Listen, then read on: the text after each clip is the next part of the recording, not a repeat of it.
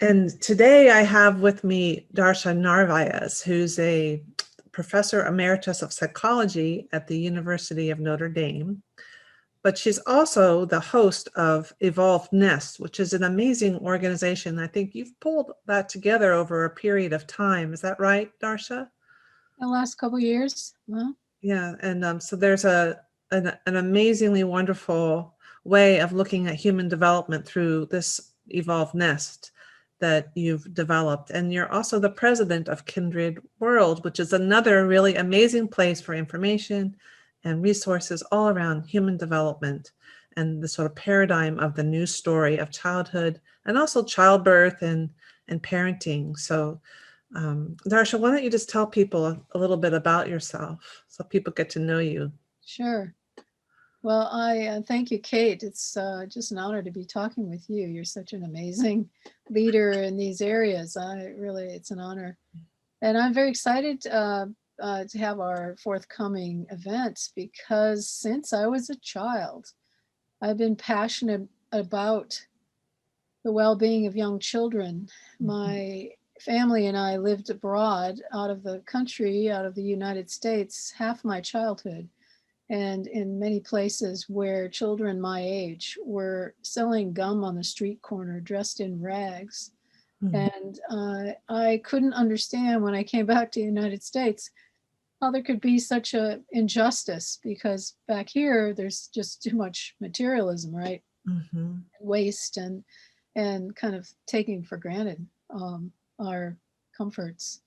It took me a while to get to my PhD, however, in moral development, which is my area, and eventually then to the Evolved Nest, which we've been studying for about 10 years.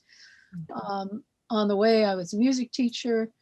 I was a organist, church organist, because organ, I just got passionate about it in college and practiced forever.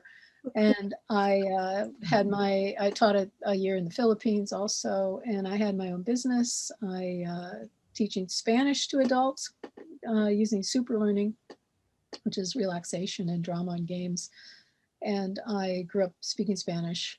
And mm, then I also went to seminary because I felt like the bigger questions, I had to answer them. What's, again, wrong with the world? And realized it really wasn't cut out for that kind of a career. But it got me interested in grad school because I like the life of the mind, I suppose, trying to figure things out, which can be dangerous, but also helpful. You have to be careful. mm, And then I also was a middle school Spanish teacher. Also, and in the middle of that, I started my PhD. mhm, And so I got into moral development and realized after a while that just thinking about, what the right thing to do is and having the will to follow through and, you know, uh, isn't really enough. And a lot of people just focus there in moral psychology. But I realized from reading neuroscience and from reading anthropology and Alan Shore and Jakob Panksepp and James Prescott and hunter-gatherer childhoods that we really have messed things up from the ground up, that we're engraved from our early experiences. right, And the civilization or industrialized civilization just forgot, what babies need. And, right. it doesn't really focus there. So I've become a passionate baby advocate. Mhm. Yeah, that's how I got to know you, is through your writing in Psychology Today. I remember the first thing that you wrote in that, and you have a blog there, right? That's right. What's it called? The Moral something, right? Moral landscapes. Moral Landscapes. It's a very good blog, and you wrote about the baby's experience. And that was, at that time, there weren't that many other people outside of APA or about these small circles of people that studied the baby's experience. And you were a new name for me. And I ordered your books and I read the book, the moral development book, and I thought, oh my God, this person takes my breath away. And then you did that sustainable development conference, and I was just, I mean, that was just right on, involving indigenous ways and sustainable ways. And then I saw your Evolved Nest presentation and have been carrying that around with me when I talk with people about what's possible. So I think I'm just thrilled to have you be a part of this panel on the adverse events. And it's really because of you that I've started to create this transdisciplinary experience, bringing together passionate professionals like yourself.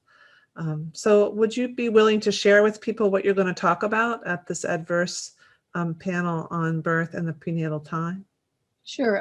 I'll review the evolved nest and what that looks like for our species, and briefly say why it's important, and then focus on how we are doing kind of the opposite and really traumatizing young children with what I have a list now I'm developing called Baby ACEs, because the childhood ACEs questions don't address the needs of babies, just like Yes. the Convention on the Rights of the Child doesn't address the needs of babies. So 0 to 3 is a different need set than children who are older, probably 0 to 6.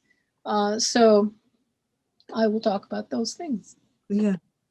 Yeah, we've learned that the roots of health, really, that the baby's experience is this missing piece. And we know so much now because of ACEs and because of epigenetics and because of transgenerational trauma.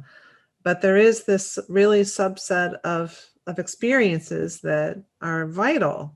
And you'll be illuminating those along with our other speakers for this event starting in May. And your presentation is May 18th. Anyway, for people listening out there, we invite you to come, and I'll put some of the things that that are important that are connected to you, Darcia, in some of the show notes or the connection to this little recording, so that people can see all the remarkable things that you've done with your career. So thanks for coming today. You're welcome. Thanks for having me.